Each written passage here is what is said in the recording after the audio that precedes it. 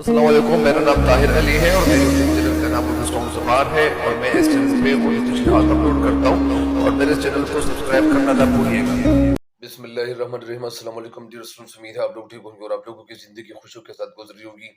तो आप लोगों को मज़ीद लिए चलता हूँ शेर नंबर 5 की तशरीह की तरफ। शेर नंबर 5 यही है, परवरिश गम की तेरे या तई तो की देखा, परवरिश गम की तेरे या तई तो की देखा, कोई भी दाग था सीने में कि नासूर न था। यानी इस शेर का जो मफहूम है, सबसे पहले मफहूम से पहले इसके मानी क्या है। परवरिश का मतलब है यानी देखभाल करना या पालना या नशो नमा करना। या तई का मतलब है यहाँ तक। देखा कोई भी दाग था, दाग का मतलब जख्म। नासूर वो जख्म जो ठीक ना हो, पुराना जख्म जिसको कहते हैं। इस शेर का मफहूम ये बनता है, ए महबूब मैंने तुम्हारे गम को सीने में इतना पाला कि अब कोई जख्म ऐसा नहीं जो नासूर न बन चुका हो। इस शेर की तशरीह में शायर बहुत एक खूबसूरत बात कहना चाहते हैं। वो ये है, तशरीह इसकी ये है कि आशिक की ज़िंदगी दुख उठाने तकलीफ सहने में ही गुजरती है। आशिक के मतलब जो शब व रोज़ होते हैं और जो दिन रात होते हैं, वो महबूब के लिए तकलीफ़ें बर्दाश्त करना और कुर्बानियाँ देने में ही गुजर जाते हैं। गोया ये इसके इश्क का एक इम्तिहान ही होता है। ज़ाहिरी बात है कि जब आप किसी को चाहते हैं और जब आप किसी को चाहत का इजहार करते हैं, तो कभी कभार ऐसा भी हो जाता है कि आपने किसी के साथ चाहत का इजहार कर दिया, तो वो क्या उसका जवाब पॉजिटिव तरीके से देता है, मुस्बत तरीके से देता है, या मतलब मनफी तरीके से देता है। क्या वो आपको भी चाहने लगता है या सिर्फ आपकी तरफ से उनके साथ इश्क की जाती है। और पुराने दौर में इश्क तो एक तरफा होता होता था। ज़्यादातर लोग एक तरफा इश्क करते थे। वो महबूब एक होता था, मतलब अनार एक होता था और बीमार 100 होते थे। तो ज़ाहिर बात है कि जब महबूब एक हो और बीमार 100 हो, तो 100 के साथ कैसा वो मतलब ये वो मोहब्बत कर सकते हैं। लिहाजा अगर वो मोहब्बत करेंगे तो एक दो के साथ करेंगे। बंदे को खुद भी ये सोचना पड़ता है कि मिसाल के तौर पर एक महबूब किस किस के साथ मतलब मोहब्बत करेगा। और फिर ज्यादातर जो आशिक होते थे, जो पागल किस्म की जो होते थे, तो वो फिर वो खफा हो जाते थे।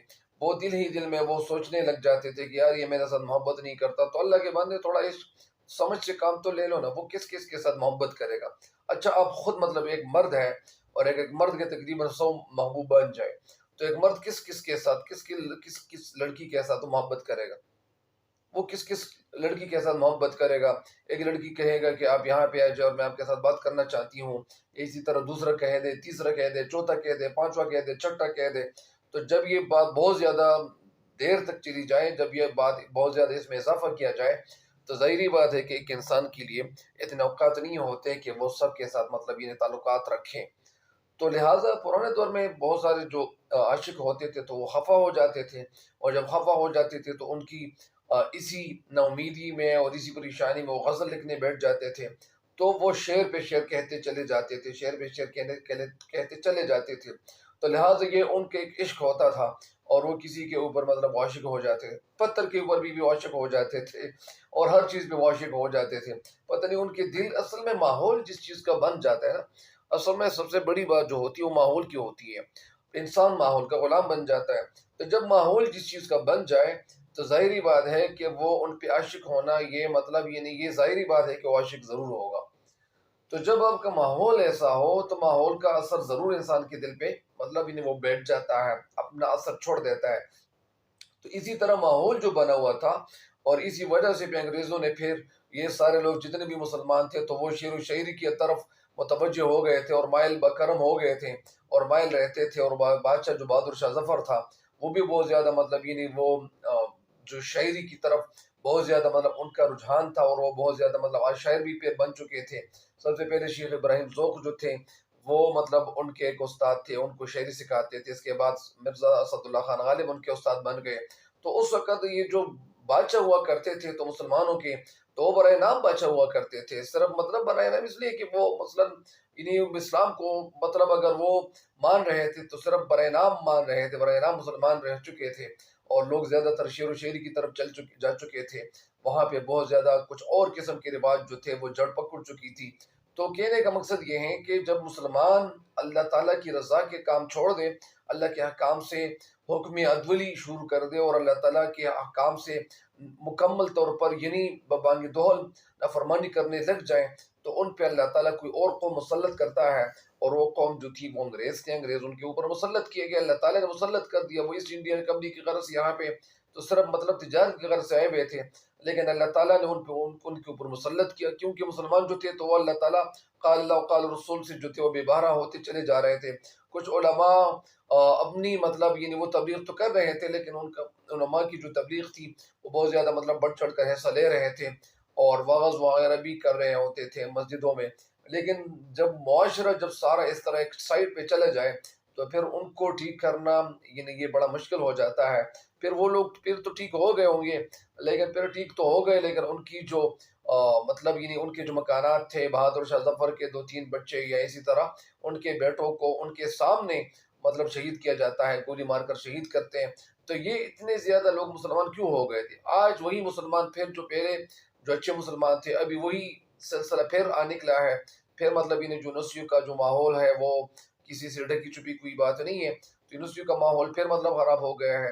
بہت سارے جو ادارے ہیں جو تعلیم یافتہ مطلب جہاں پہ لوگ علم حاصل کرنے کے لیے جاتے ہیں، تو یونیورسٹیوں آج پھر ایک گڑھ بن چکی ہے، وہاں پہ مطلب لڑکا اور لڑکا ایک آپس میں ان کی ایک ریلیشن شپ ہوتی ہے، بنتی چلی جاتی ہے۔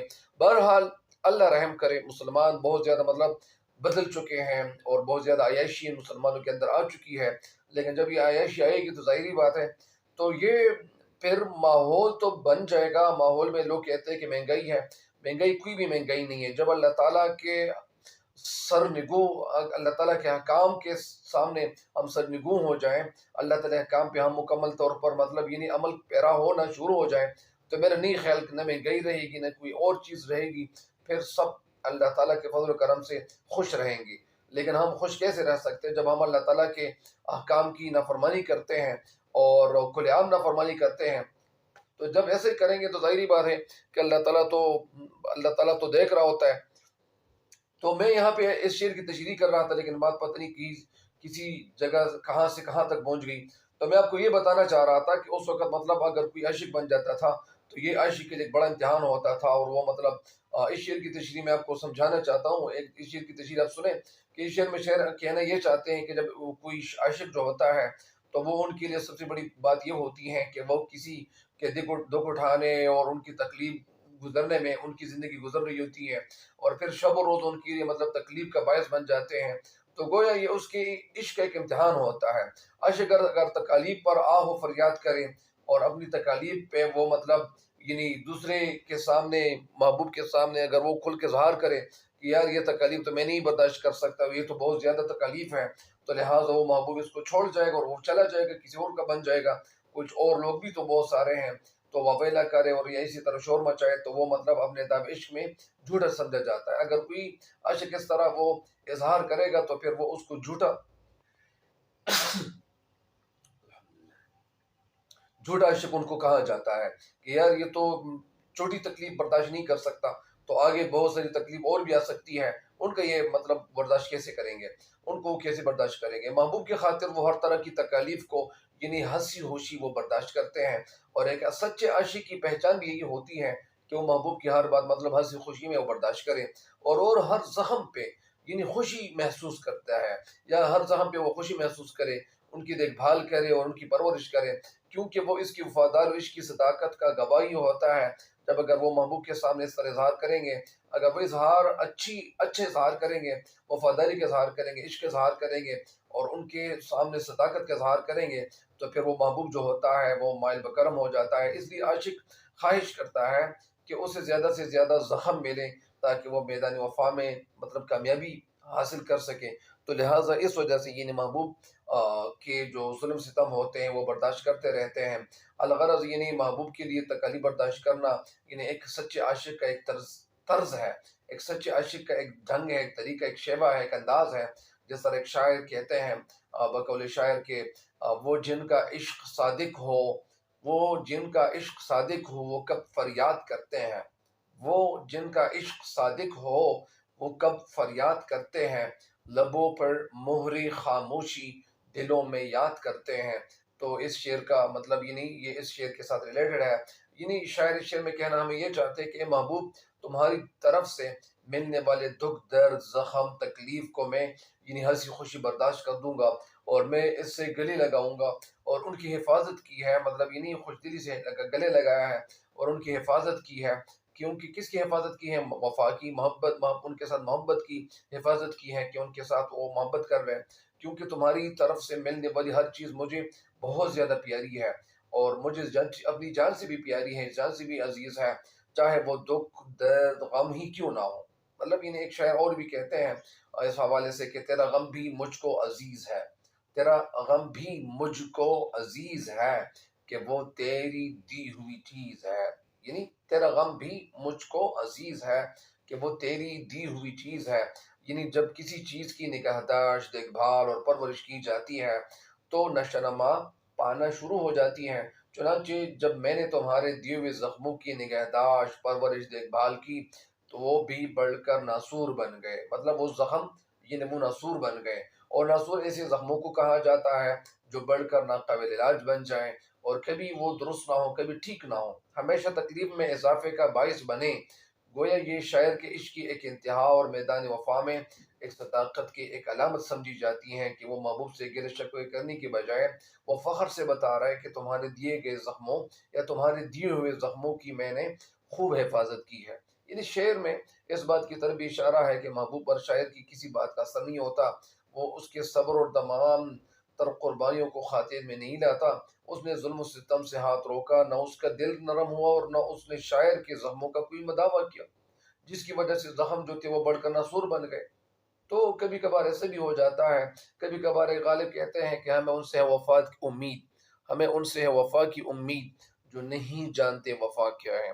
تو کبھی کبھار ایسے بھی ہو جاتا ہے، شاعر بیچارے ایسی بھی بن جاتے ہیں، شاعر ویسے بھی تو اپنے دل ہار بیٹھ چکے ہوتے ہیں، ان کی کیا زندگی ہوتی ہے۔ کبھی کبھار غالب کہتے ہیں کہ آہ کو چاہیے ایک عمر اثر ہونے تک، کون جیتا ہے تیرے زلف کے سر ہونے تک، ہم نے مانا کہ تغافل نہ کرو گے لیکن خاک ہو جائیں گے ہم تم کو خبر ہونے تک۔ اور ایک اور شعر کہتے ہیں تجھے غیروں سے کب فرصت، ہم اپنے غم سے کب خالی، چلو بس ہو چکا ملنا نہ تم خالی نہ ہم خالی۔ تو شاعر اس طرح بھی مطلب یہ نہیں اپنی محبت کے ساتھ کچھ اس طرح بھی کرتے ہیں۔ ایک اس شعر کے ساتھ ایک آخری شعر ہے مصحفی کا، مصحفی ہم تو یہ سمجھتے تھے کہ ہوگا کوئی زخم، مصحفی ہم تو یہ سمجھتے تھے کہ ہوگا کوئی زخم، تیرے دل میں تو بہت کام رفو کا نکلا، تیرے دل میں تو بہت کام رفو کا نکلا۔